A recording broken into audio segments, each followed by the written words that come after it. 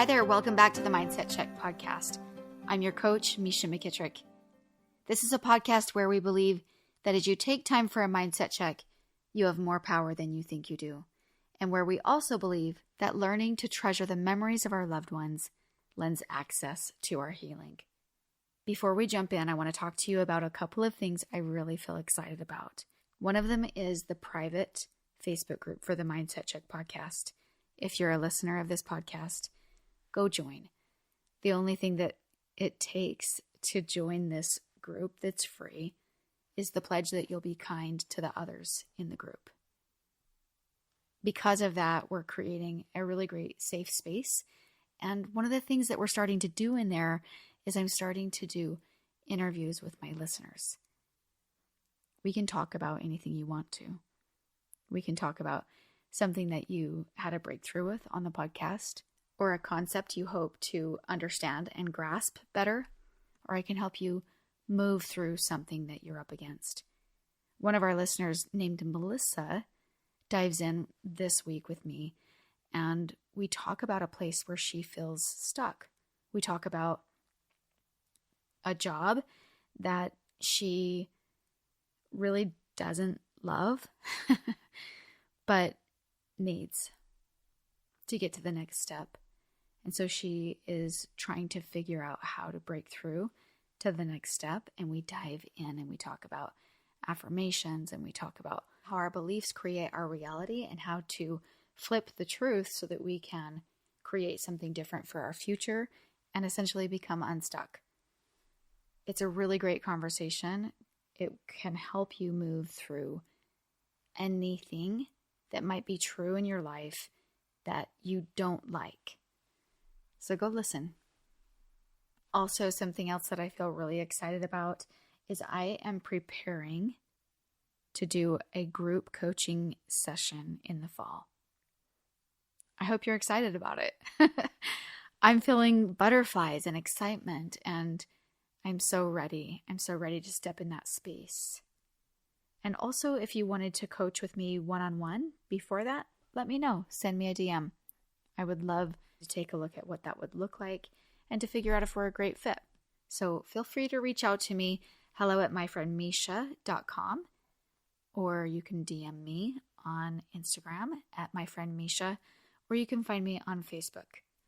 In the first season of the podcast, we are reading through my journal from when I was 15 and pregnant. And the whole point of the podcast is to go through with this girl who's experiencing a lot of tough things in life and to walk through the mindset and the things that helped me and that I could lend now, looking back, as help to this girl and essentially to all of us. And right now, what we're experiencing in the story is that my little girl has passed away, and we're walking through processing grief. And grief comes in all kinds of ways. Sometimes it's the loss of a loved one who passes away. And sometimes it's the loss of really anything in your life. It could be a breakup. It could be the loss of a job or the idea of something that you thought you would have in your life. And walking through grief is something that I think most of us would feel familiar with, whether it's fresh or old. And so it's great for us to kind of dive into this together and just to take a look at what that looks like for you. In this episode, the only people that you really need to know about are Taylor and Jesse, which at the time, Jesse is my husband and Taylor is my little girl who had just passed away at 9.5 months old. And there's a few family members that I name, but it's very apparent that they're our close family, and that's all you really need to know. Let's dive in. February 22nd, 1995. Taylor, I wish you were here. I miss you so much. I want to hold you and kiss you so bad. But the closest thing I have is videos and pictures, which I am so thankful to have. But nothing compares. I'm trying to think, what can I do? I'm having a really, really bad day. I'm so thankful for every day I had to spend with you. Honey, I'm crying out for you. I want to just hold you. Nobody understands. Why? I love you unconditionally. Oh, Heavenly Father, please make it soon so we can meet again. If I could only hold you, I would never ever let go. Christmas of '95 was the best Christmas I've ever been alive for. I remember Taylor with the Savex bottle jar. She would put it in her mouth and I would bend down and open mine and she would put it in mine. Back and forth like she was sharing. I remember in Ogden we would sleep on the floor, and when I got up to take a shower, she'd still be asleep. So I would take a shower, and when I got out of the shower and started to make noise and get ready, I would peek around the corner and she would pull her heavy head up and start smiling and laughing at me. And I would motion with my finger and say, "Come here." And she'd come crawling to me. And then she would put her little hand on the drawer handle and pull it in and out. And it would squeak and she'd look up at me and giggle. She was so dang smart. She also liked to go by the toilet. And I'd tell her, no. March 2nd, 1995. I can't believe it's already March. Taylor would be 11 months old. When we were looking for a grave spot for her, I had my dad reserve 2 spots next to her for Jesse and I. I'm going to have all of our immediate family write a remembrance about her. Tanya, Gina, Mary, and family. Shelley, April, Linda, Elvin, Jesse, and I. And then I will type everyone's up and laminate them and give everyone a copy. We've also made her videotape of her farewell and her life and are giving it to loved ones. I'm having my dad make an extra one to put in my cedar chest. That's also where I'm putting this journal. Jesse and I are not getting along. He wants to choose opposite of the church, and that's what I want. I'm very confused. I don't know what to do. Oh, so some interesting things. The heaviness of missing. The heaviness and the grief. And feeling like people don't understand. I think I had a lot of people around me to grieve. There was a little bit that I carried of myself. You know, people tend to tell you that you're really strong when you grieve, you know, and it's sort of like an admirable thing, but then you build yourself up. You know, you build yourself up and you think in your mind, like, I have to be strong and I have to carry this and I have to sort of do well so that it doesn't hurt other people so bad that are around me when they see me suffering. You know, isn't that an interesting thing? And I think in general, you know, we were grieving together. I think in general, I think that there was just a little element of that I did feel.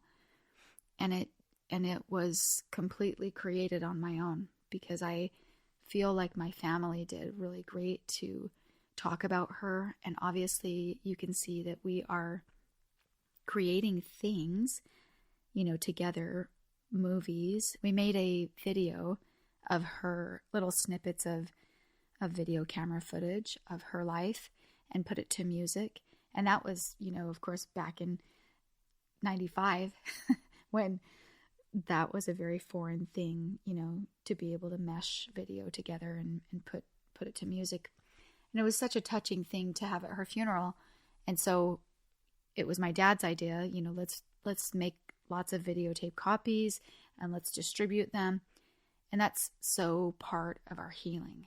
That's so part of our healing. And that's a huge part of what we will talk about today. I want to dive through a little bit more. But I just first want to just really, really emphasize that sometimes I think we will do things in grief that we don't know that we're doing. You know, like the way that I was trying to carry that and to be strong, you know. Sometimes I think we do things without really thinking it through. And then later things come up and we realize, we kind of went a little numb or we went into shock. And it's a natural and a normal thing. The best thing that I can say is just to allow yourself to feel and to make sure that you're feeling. There's not really one right answer about how to grieve, how to process, how to heal.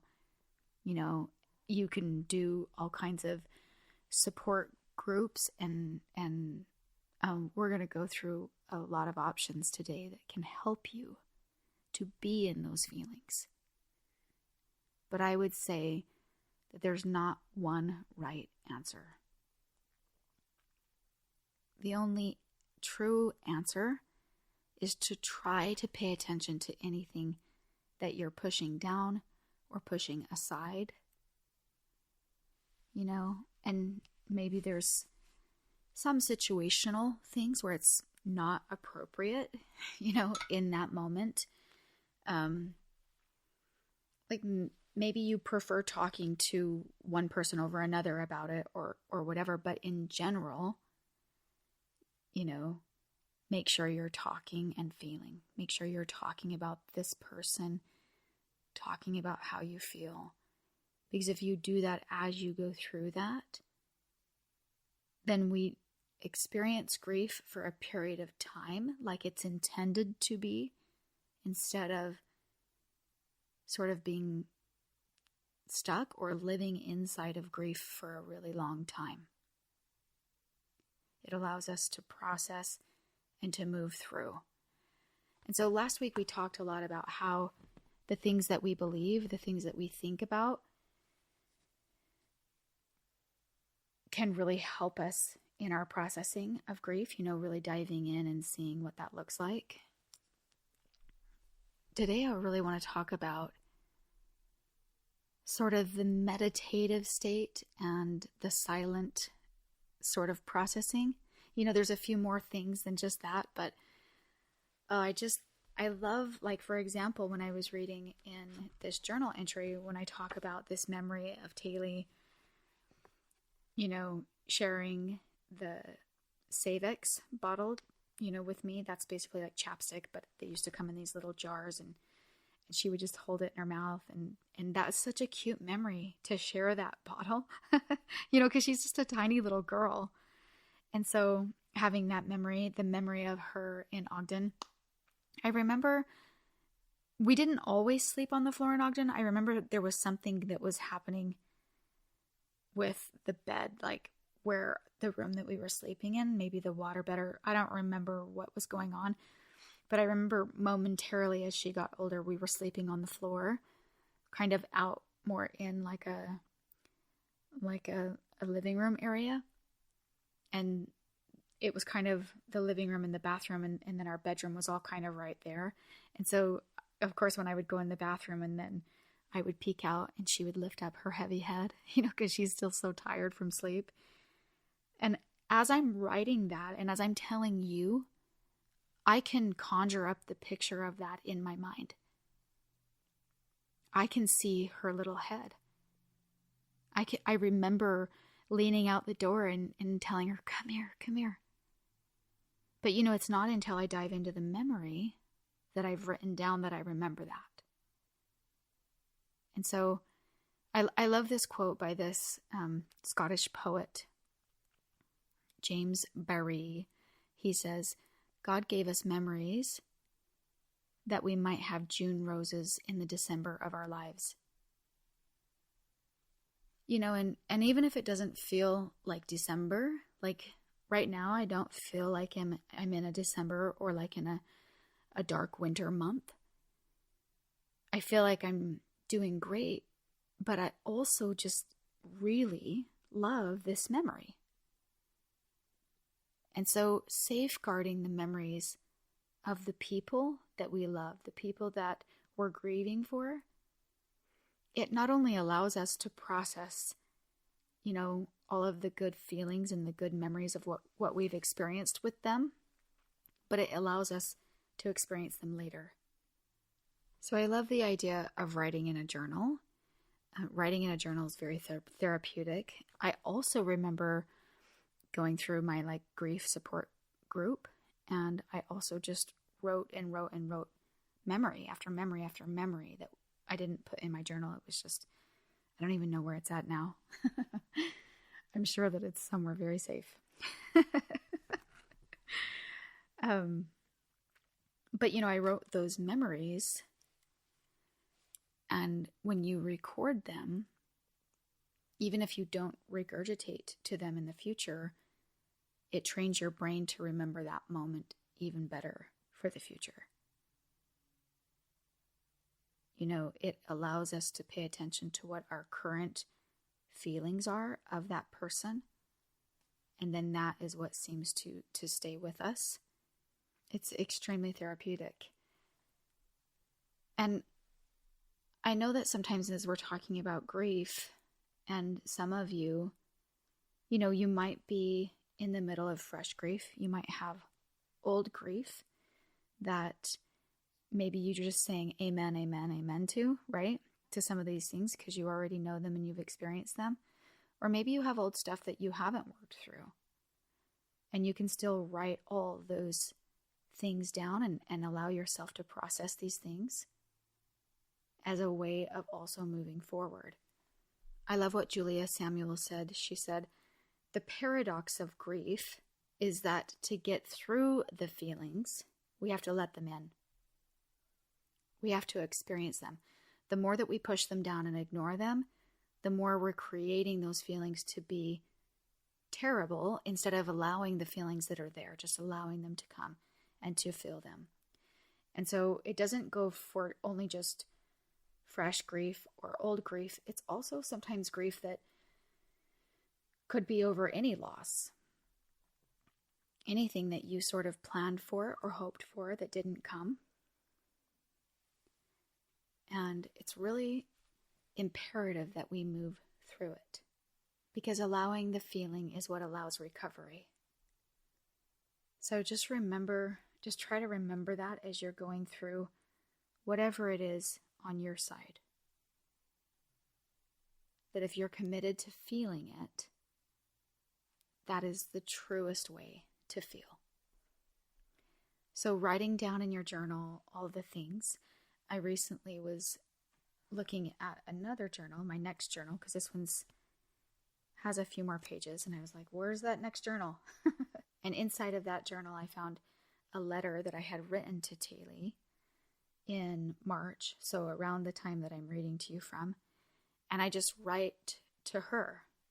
You know, and essentially a lot of my journal starts to turn into that. I'm like talking to her in my journal, but I wrote a specific letter to her with things, you know, how much I missed her. Please don't, you know, please always be there for me. I'm going to need you. I'm going to need your help and your support in my life. You know, I wrote to her about promises that I made her. It's part of processing. It's part of us reaching to them and still allowing them to be in our life, even though they're away from us. And many times when people are experiencing grief, they might have unresolved things that have happened when someone has passed. And you can still work through those feelings. You can still write the things out, the things that feel hard, that feel tough. You know, you can process your side. You can say you're sorry. You can do the work, and then occasionally you'll also feel them on the other side doing the work as well and reaching to you. Another really big part of what I feel like has helped me grieve all of the major losses of people who I've loved in my life is really going through pictures and videos. There's a quote that says, when someone you love becomes a memory, the memory becomes a treasure. And I believe that working with their pictures, you know, changing them to black and white, you know, cropping them, making them big. I feel like working with their pictures brings a whole new meaning to those pictures. And you can put music to the pictures and do a video, and that brings something new. Or if you have video footage of them, to be creative with different, videos or clips that you use in that way to bring them to life, to keep them alive in your life. Some of the things that we've done, and it's funny that sometimes you're doing this immediately after someone passes, but a lot of times, it's like when you're missing them, you can reach to them by doing something creative, or you can give the people in your life clever and creative gifts by recreating photos. My sister had a picture of Taylor drawn for me at Christmas. And so it was just this beautiful sketch of her, of a picture that I was very acquainted with, but it reinvented it. And then it brought more meaning, and it was all heartfelt and that whole thing. When my grandfather passed away, my friend Jody, who owns the Etsy shop Swinks, she had a photo etched in wood of my grandfather and my family. And my grandfather loved wood. And so that photo brought, a love that my grandfather had, and then reinvented that photo and made it more of like a display, something that I could put in my home that helped me remember him. Things that I've done, like my sisters and I, we had these little cutouts made of my dad. So we did this little picture of him that we sent into a company, and then they made these little cutouts. So it looks like this tiny little statue of him. Things like that. And thinking of giving gifts to other members of the family who are also grieving is such a healing thing that we can do. Lockets, personalized jewelry, picture gifts. You can do like a music box and have pictures etched in that. There's so many things that we can do to help us remember and to keep their memory on fire inside of us. And in that way, it helps us connect with them. There's a quote that says, "Those who have gone before us can still greatly bless our lives, but only if we don't forget them." I like to think of that in regards also to the more that we keep their memory alive, the more we keep all of their good traits in our life. And we tend to really look at that and have a desire to emulate that. So I love, bringing that into the forefront to help us through, help us through our grief. And maybe you also have memories that are not so good. But it's okay because, right, those thoughts aren't serving you. And unless you need to learn from them, maybe you need to learn how, to show up in your life because of what was it modeled for you. These are all things that we can learn from. But I love when I'm laying in yoga and my yoga teacher says, if a thought isn't serving you, then let it go. Then let it go. Of course, we need to be a realist and not just a dreamer as we go through life, but giving other people the benefit of the doubt is going to help us as we go through life as well. So work through the hard, own your part, and know that they are in a place where I'm sure that that's very apparent to them and that they desire to own their part too. Because if every time you remember them, you also remember the yuck and the bad, I promise you that for more than just staying true to their memory, it's hurting you. I feel that when we understand people, we can have compassion for them. And when we really understand what they were given in their life, when we understand their different personality, their traits, when we understand that we are not perfect either, I think that helps us work through some of that. When we decide to step into compassion, I wasn't planning about talking about that, but someone needs to know that. Someone listening needs to feel and to understand that when you hold on to it, you're hurting yourself. It's not serving you. And as long as you've owned your part, you've done what you need to do. Working through the hard is a part of grief. Owning yours and understanding them can help you so much. Giving them compassion, the benefit of the doubt, and knowing that the more that you do that, the more it becomes a default way for you for everything in life. And the more that you focus on one thing, the more that it grows. And so if you focus on the good, not just in this relationship, but in many aspects that will come to you in your life, right? Because what you focus on grows. So look for the good and allow the good to be there. Process it all and stay connected with them. Sometimes grief hurts so bad that we don't talk about it. And I'm just encouraging you that even if it hurts, talk about it. Even if it hurts, pull up their pictures. It's a way of you staying connected to them and for them to stay alive in your life. You know, I know, and I have felt like that stabbing pain, you know, when you get the question that says, if you could have dinner with anyone, who would it be? You know, and I think some people are thinking like, you know, some of their heroes, you know, from the past or maybe even modern day, that people that are living now, but someone who's really lived and experienced loss. You know, it's really hard for that to not be the person that you want to have dinner with. I feel it when I'm asked that question. I think, oh my gosh, I would love to have dinner with my daughter. I would love that. And I think that in this way, when we reach to them and when we invite them in our life, it's a way that we can still keep their memory alive.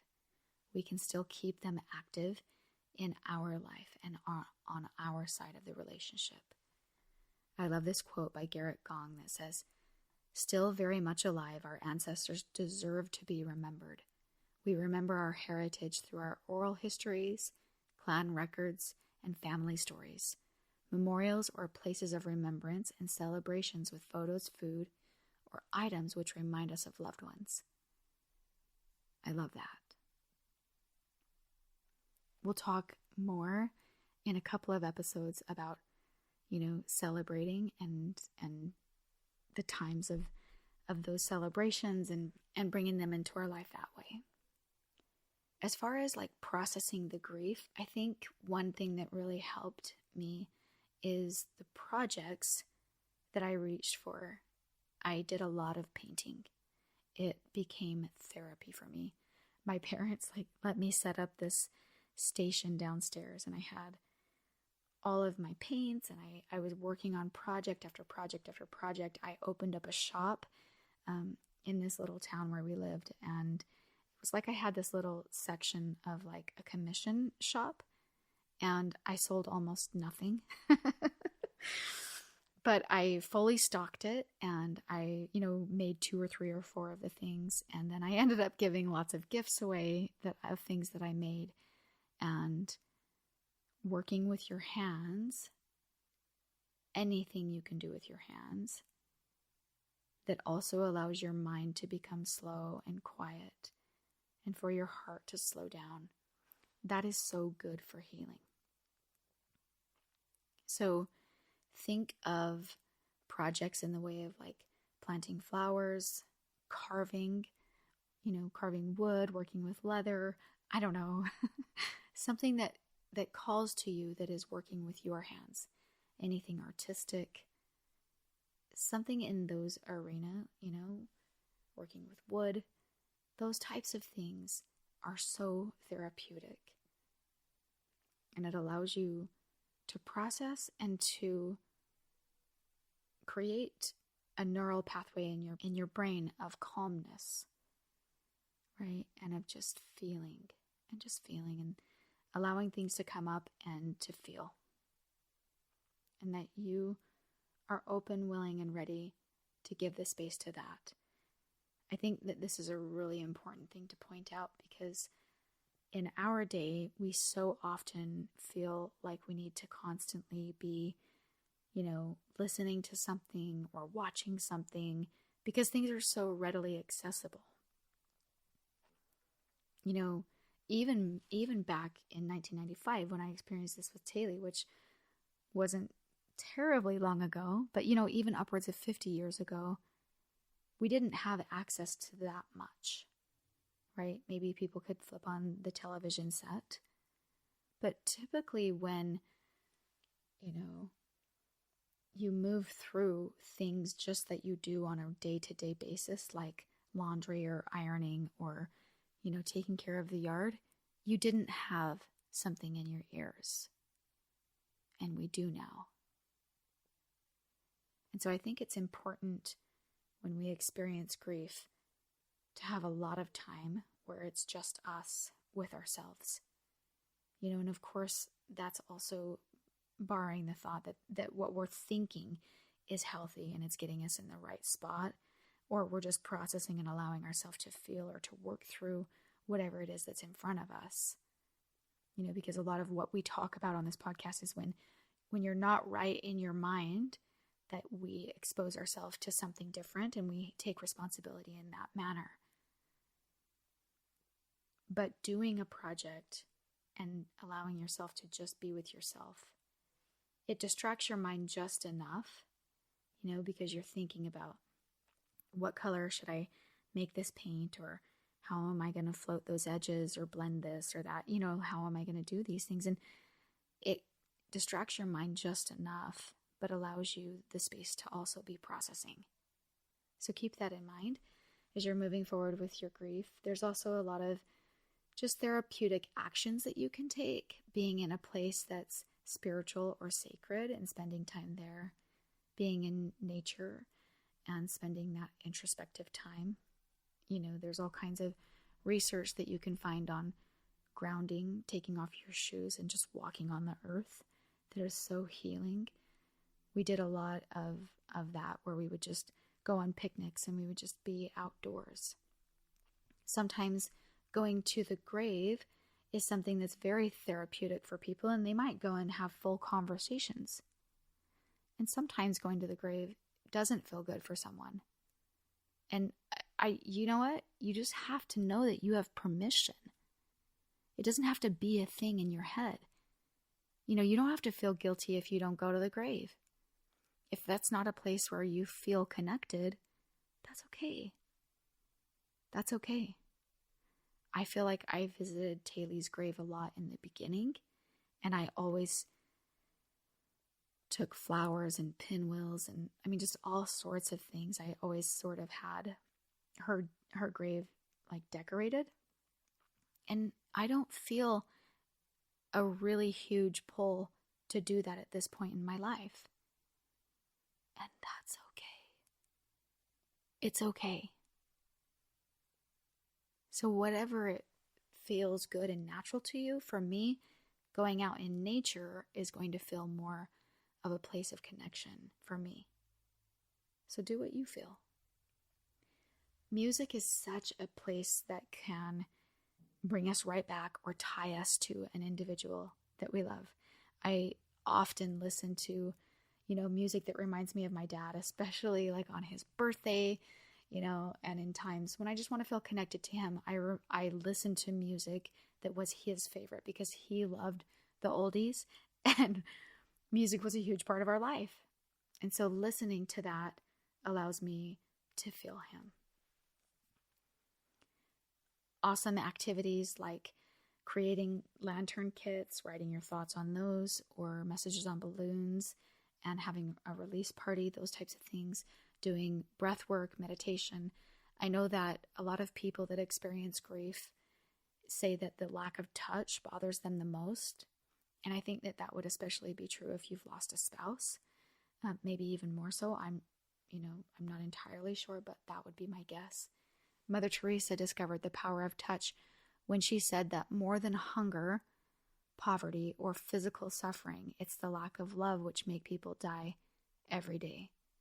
And she used to make a point to touch lepers and bathe their wounds with her own hands because she knew that they were lacking touch. And so that's important for us to keep in mind if maybe you are the child of a parent that you've lost, that other parent is probably going to need more hugs, more touch. And another option is that you can, there's lots of different massage techniques, massage therapists who specialize in grief body work and stuff like that. And just getting that extra touch is really important. So don't underestimate that. That's something that you can bring into your life for that physical side of needing to heal your grief. We need to move through it. We need to move through it so that, again, we feel it for a period of time. I love Julia Samuel. She said, move your body, like go out and get some exercise, and then do something calming for you, like, meditate, have a cup of tea, whatever it is that feels like it grounds you again or calms you. And she did say, ideally, get a hug. Move your body and then get a hug. I love it. I love that so much. And I love thinking about the ways that we sort of put ourselves back together again. And this makes me think of the Japanese tradition of broken objects. It's called kitsugi. It's the art of putting things back together that are broken. For example, if a teacup or a vase becomes broken, then this art is putting them back together using precious metals. The silver or gold-dusted lacquer lines add both beauty and value to the piece, while it also memorializes the break. Think about that. It's so beautiful that in this tradition, the way things are put back together bring more value. When they become repaired, they become uniquely beautiful, where fragility, beauty, and strength come together. So I love thinking of, oftentimes we might find ourselves feeling broken. You might find yourself like I did in the very beginning, just like, I'm having a really, really bad day. I'm crying out for you. I just want to hold you. Nobody understands why. Sort of in our pleading moments of hurt. That is a time when we are like a teacup just broken. And that's part of life. We will break sometimes. But we have a capacity for restoration, for healing, in a stronger and a more beautiful way.